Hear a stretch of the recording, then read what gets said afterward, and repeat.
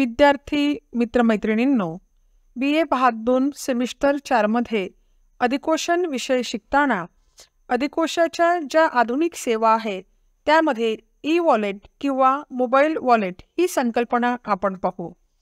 E wallet किंवा mobile wallet ही संकल्पना सध्या संपूर्ण भारतभर चर्चिली जात आहे। 8 नोव्हेंबर 2016 रोजीच्या रात्री अचानक भारताचे पंतप्रधान नरेंद्र मोदी यांनी 500 व 1000 रुपये किमतीच्या नोटा रद्द करण्याची घोषणा केल्यानंतर ह्या संकल्पनेला अधिक महत्त्व प्राप्त झाले। तर आपण बघू ई वॉलेट म्हणजे काय। ई वॉलेट म्हणजे इलेक्ट्रॉनिक वॉलेट होय। इलेक्ट्रॉनिक कार्डाचा तो एक प्रकार असून संगणक किंवा स्मार्टफोन ते ऑनलाईन व्यवहार करण्यासाठी ते वापरले जाते। क्रेडिट कार्ड, डेबिट कार्ड सारखीच ई वॉलेटचीही उपयोगिता आहे। ई वॉलेट बँक खातेधारकाच्या खात्याशी जोडावे लागते आणि त्यानंतर खात्यावरून पैसे चुकते करता येतात। ई वॉलेटचा प्रमुख हेतू हा कागदाशिवाय पैशाचे व्यवहार सोपे करणे हा होय। ई वॉलेट म्हणजे मोबाईलमध्ये असलेले एक आभासी पाकिट किंवा मोबाईल वॉलेट होय। ई वॉलेटचाच आपण डिजिटल पाकिट सुद्धा म्हणतो।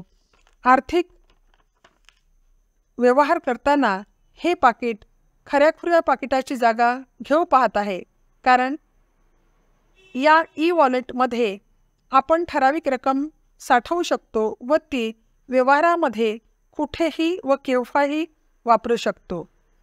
हे ई वॉलेट आपण आपल्या स्मार्टफोनमध्ये एका ठिकाणी ॲपच्या माध्यमातून उपलब्ध करून घेऊ शकतो। या ई वॉलेटमध्ये पैसे जमा करण्यासाठी आपण डेबिट कार्ड, क्रेडिट कार्ड किंवा ऑनलाईन बँकिंगचा वापर करू शकतो। ई वॉलेटमध्ये आपल्या बँक खात्यातून पैसे जमा करण्यासाठी बँक कोणतेही शुल्क आकारित नाही। ई वॉलेटद्वारे आपण विमानाची तिकीट, रेल्वेची तिकीट, सिनेमाची तिकीट इत्यादी बुक करू शकतो। तसेच या ई वॉलेटद्वारे आपण किराणा सामान, भाजीपाला व अन्य दैनंदिन जीवनावश्यक वस्तूंची खरेदी करू शकतो। तसेच वीज bill, telephone bill, paper bill, हॉटेलची बिल, रिक्षा किंवा टॅक्सीचे बिल इत्यादी बिल भरू शकतो। एवढेच नव्हे तर मोबाईलचे recharge, Tata sky, dish TV इत्यादी रिचार्ज मारण्यासाठी तसेच इतरांना पैसे पाठवण्यासाठी सुद्धा आपण ई वॉलेटचा वापर करू शकतो। या ई वॉलेटमध्ये जास्तीत जास्त किती रक्कम साठवता येऊ शकते याचे प्रत्येक ई वॉलेटच्या बाबतीत विशिष्ट नियम आहेत।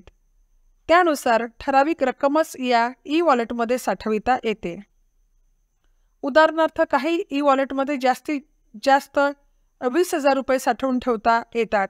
या पाठीमागे उद्देश असा आहे की या ई वॉलेटचा वापर कमी किमतीचे किरकोळ व्यवहार करण्यासाठी करावा। जसे आपल्याजवळ मनी पॉकेटमध्ये आपण कामापुरतीच रक्कम ठेवतो, त्याचप्रमाणे ई वॉलेटमध्ये सुद्धा किरकोळ व्यवहार करण्यापुरतीच रक्कम साठवून ठेवता येते।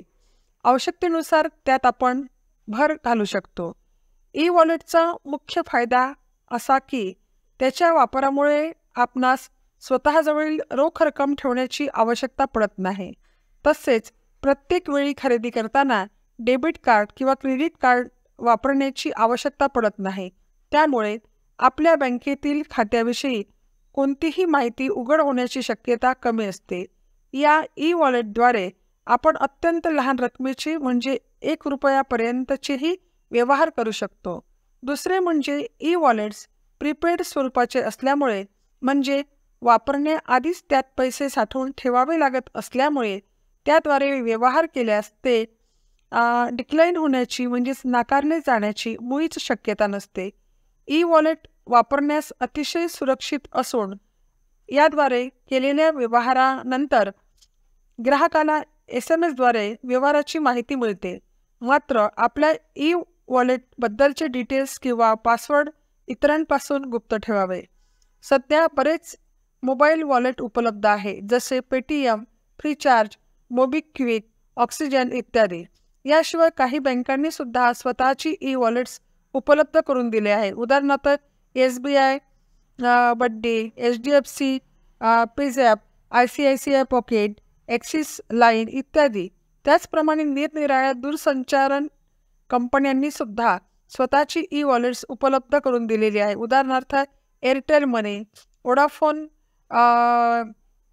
जे आयडिया मनी, BSNL स्पीड पे, एअरटेल मनी, जिओ मनी इत्यादी. यापैकी ग्राहकाने आपल्या सोयीप्रमाणे कोणत्याही ई वॉलेटची निवड करून त्याद्वारे आर्थिक व्यवहार करावे.